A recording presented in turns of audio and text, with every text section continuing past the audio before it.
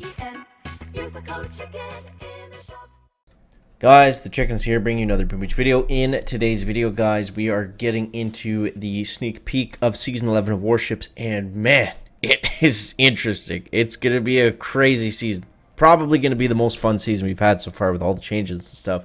Also want to give a big shout out to everyone using the code CHICKEN in the shop. It does help support me to put more time into videos like this. So, without further ado, let's get into it. So, here we go, guys. Now, Season 11. Before we break down everything, I want to show you guys a couple things first. So, Season 11 is going to bring in protectors. It's going to bring in critter cannons. And it's going to bring in Cryobombers. So this is going to be crazy. We got Proto-Troops. We got a lot of different things. So let's just try to break this down section by section. So we'll start off at the very beginning. Of course, you're going to want to upgrade and max out your gunboat and your landing craft. The defenses are, important. The first troop that we get is Zookas. Now, we actually have to get Zookas. We have to get them. They're required. Now, typically how every warship season starts out, you're typically going to be better off with going to heavies and then going to the next engine room, because it's probably going to be, from what I've played around with a bit, it seems like it's just going to be a rush meta at the start. Heavies and Zookas in the mix are probably going to be your best bet, because let's explain. Let's look at the defenses. There's no cannons. There's no boom cannons. There's cannons and boom cannons up here. But for that's not until after 300. But the very start, we have troop damage, and we have heavies. We don't have flares, though, so that's where it's going to get a little bit interesting. We don't get flares until after the third engine room, so I mean, that's probably still going to be pretty close. But for the very start, I think it's going to be spread out. It's just going to be spread out heavies. I mean, when you only have two engine rooms, you drop the heavies, and they just kind of spread and take down the whole base from there. But that's probably not going to be for that long. That might be for a few days. So let's not focus too much on that. We're going to move up over here into the second tier, and this is where things get pretty interesting. So at this point, we have building health, we have troop damage, we have heavies and Zookas. We have a couple defenses, nothing that crazy. Also, we have Dr. Kavan. Kavan's going to be great, and it's really interesting that we have him early on. Kavan with second wind is going to be beastly. Especially in the beginning when there's not a ton of defenses. There is a little bit of ice, but I don't think it's going to be that big of a deal. But anyways, so we move on into the third engine area. And now we have cannons. We have boom mines. We have boom cannons. So this is really going to put... And we have building damage. So this is really going to put a dent into the heavy rush meta. So it's going to slow that down. And I think around here is probably where we're going to see more spread out heavies and Zookas. But... what the focus should be is getting warriors with protectors, because warriors with protectors are essentially invincible. But we need a couple things to make them work. We need flares, and if you see early on, guys, we actually have shock bombs as well.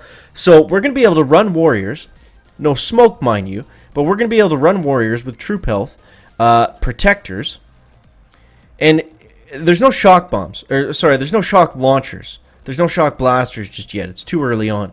So we're going to have warriors with either Kavan, bullet, and protectors.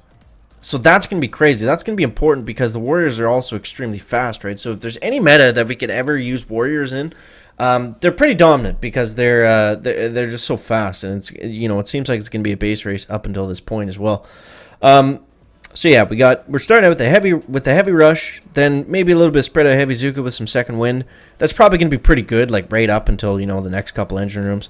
And then we have private bullet. We get the heroes. We get good heroes really early on, and we also get barrage before the fourth engine room if we want to get it. Barrage and rocket launcher. So there's a lot of stuff. Like this second tier is going to be really important, I feel like, to kind of map out the rest of your warship season. And I think the key aspect in this, yes, we'll probably have to get everything in here at some point, but I think whoever can get, like, if you can day one get to warriors and protectors or Kavan, I think you're going to be smoking everybody.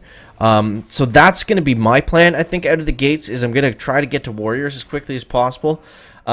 we'll see how things play out. You know, it's always a little bit different when we get into the live season, but I think that's a pretty safe bet that Warriors are going to be pretty strong. And then we move over into the fourth engine, and this is where things really open up. We got a lot of stuff here, so I mean, this is where we get GBE, which is probably going to be pretty huge if we're still using Warriors. They're probably going to phase out towards the middle of the season where the defense gets to be a little bit too much to overcome. But what else do we have? We have critter cannons. Now, here's the thing with critter cannons. Yes, they're very strong. Yes, they're probably going to have no issue taking down any base. But they're very expensive. So they cost, what is it, 8 GBE per boat? Something like that. It's weird, it doesn't tell me on the thing. I could unlock them. What I'll do is I'll unlock them later, and I'll leave it in a comment down below how much they cost exactly. But I think it's like 8 to 10. Anyways, they're expensive, and they're slow. So I feel like critter cannons probably aren't going to be worth the investment. Maybe mixing 1 or 2 in there could work, but it's probably going to be at this point like spread out heavy Zuka with Kavan and second wind. Maybe Seekers are going to be good for a little bit because we don't have shock launchers just yet. But Seekers struggle without smoke, and Seekers struggle without a ton of GBE. Yes, we have shock bombs to help them, but with shock launchers being unlocked relatively at the same time, I feel like Seekers aren't going to be extremely dominant. They're probably going to have some use, but we'll see how that plays out exactly. So yeah, there's a lot of stuff. We could go over this and over this, but I mean, Brick is in the middle. Now you'll notice we have not seen heavy choppers and we have not seen rocket choppers just yet. So let's move on down this way, guys, into engine room number 5, I believe. So here's where this isn't a we got building damage. Other than that, we got our prototypes, and there's prototypes. There's shock binds. So out of these 3 prototypes, what is probably going to be the best is depending on what the meta is going to be, right? Doom cannons are going to be a safe bet. Laser beams are going to be great if we're still getting hit with heavies and Zukas a lot. Sky shields are going to stop the Warriors in their tracks, or at least waste all their GBE. So I would imagine lasers are probably going to be the way to go. They're all Mark II, so they're a little bit weak, and for that reason, you might be better off leaning towards the Doom Cannon, because at least it's going to slow the troops up a little bit. What we saw in last season was the Doom Cannon was a pretty good option, because even at rank 1, it's going to kill some troops. Laser Beam at rank 2, that doesn't do a whole pile of damage. You see its damage per shot is 256, and if we go over here, the Zuka base health before let's actually max them out just to see. And this is before getting any troop health. Yeah, so it's not gonna be one-shotting Zukas. With a little bit of troop health, they should be okay. So I mean, yeah, I think the Doom Cannon's probably gonna be the way to go, but we'll see exactly how that plays out, guys. So moving along up. Shock mines are gonna be important. The troop health, of course, the statue nodes are gonna be important. Then we get into the Cryobombers. Now the Cryobombers are interesting because they still do a ton of damage, and they also they have that slowing effect too, right? So the Cryobombers are, again, it's going to be one of those troops that are able to take down every base, but it's going to come down a little bit to time. So are they going to be as effective as spread out heavies and Zukas with second wind? Kind of remains to be seen. And also at this point, we're going to have artillery. We're going to have barrage. We're going to have that little bit of extra GBE. Now, these prototypes are pretty weak. Level 1 protos, they all kind of suck. The grappler might be the best choice. That's probably what I would pick out of the 3. Without knowing the meta, they're gonna pick off some troops, so it's gonna be a little bit worth it in that aspect. Other than that, we have some more statue nodes. We got some GBE, and then we get towards the end of the tree where we get all the juicy stuff. Level 3 Simo, level 3 damage amp. That's probably gonna be the one of choice.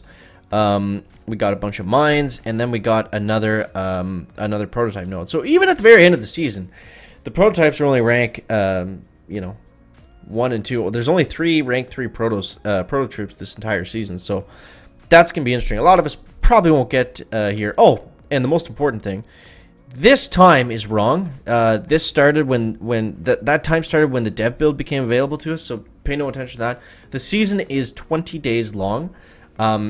and the chests have been the loot has been scaled to that, so it's gonna be like it usually is. It's not gonna be like last season where we had 28 days for no reason.